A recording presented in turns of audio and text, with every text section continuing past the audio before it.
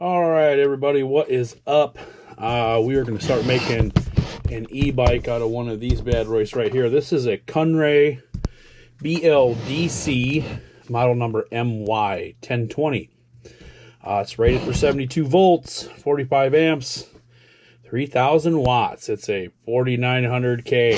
So there's a few things that you need to do to this motor in order to get it working how it should.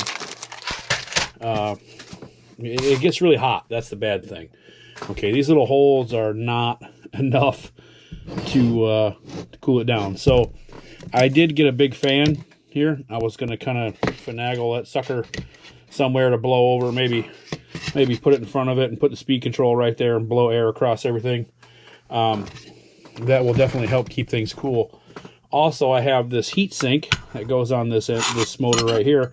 Also, another thing you need to do is replace the bearings in the motor. The motor has rubber shielded bearings in it, and it gets hot. So you need some metal shielded ones so they don't go foul on you. The last thing that you'll need, so you need the heat sink, keep it cool, the bearings. The fan is, you don't really need that, but I'm adding it for just extra measure. And this is a 35 chain drive sprocket. Okay, it comes with big wuss drive sprocket, which is like bicycle chain. I'm making basically an e-bobber type bike. You need 35 chain. There's just way more options for 35. Plus this is just a little bigger. Hopefully give me a little more drive. But so the first thing you gotta do is take these 3 screws out here and take the 2 halves off. I wonder if it's a Japanese screwdriver. I bet you that's what it is. There is a definite difference between Asian screws and American screws. They make special screwdrivers for these. So I'm going to run out of the shop and grab them, and I'll be right back. These are Japanese drivers. So as you can see, that fits right in there real nice, to where an American screwdriver is not going to do that. And I think I screwed this one up with the screwdriver. I got these because I had a Honda Ground, and the frickin' screws, you use a regular screwdriver, man, you strip them out every time, and it becomes extremely frustrating. So you have to get yourself some Japanese ones.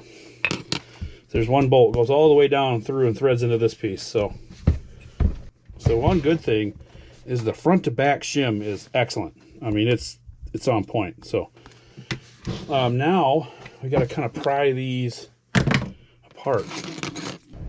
This has, I believe, reverse threads. Yep. So you have to turn it to the right to get it loose. So just so you know, when you're taking this off, turn it the other way.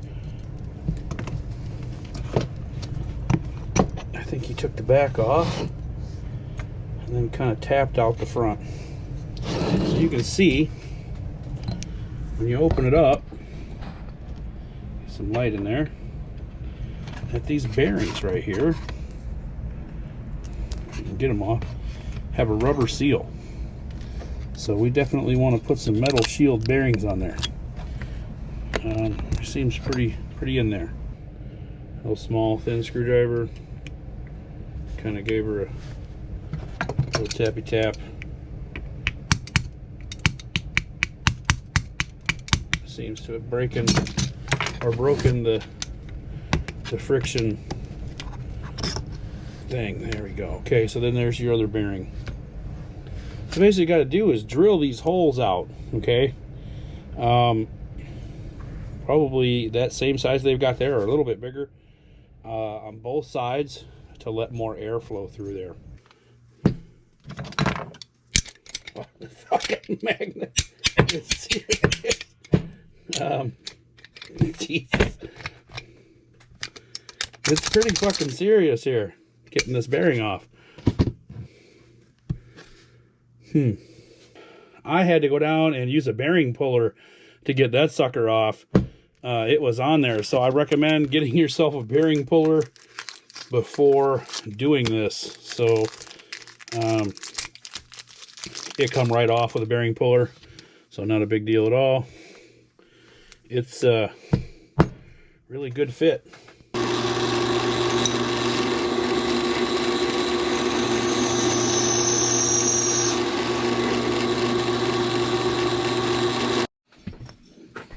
Well, as you can see, we have a bunch of holes drilled. I started with the wrong ones and missed a couple there, but I'm not too worried about it. All right, so now we put it all back together, tightening it up just kind of like you do a wheel in a car. Don't go all the way with one screw, just kind of gradually go around. You can't really crisscross because it's 3, so I should snug her up again. This is a Japanese screwdriver or Asian screwdriver.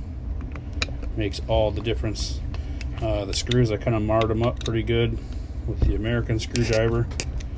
All right, that should be it.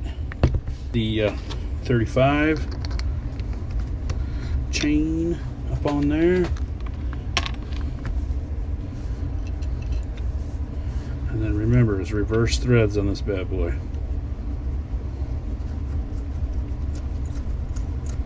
I will tighten that up later. So now we've got it all mounted in. This thing is a lot of fun to get on. I just you kind of pry it apart and then slide it over. It doesn't just snap on. You really got to spread her out. So it should be sitting this way. So I turned it this way. I mean, you can still, well, now that I got the camera, you can still kind of move it, but it's got a good friction fit on it. So that's real good. So I guess we got new bearings, everything drilled out, front and back.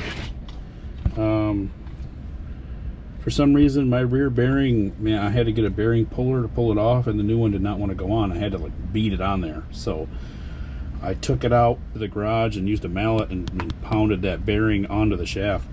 And then the front bearing, I don't know how that compression washer is going to do anything because the bearing is on there tight. So I mean, there's like no front to back play.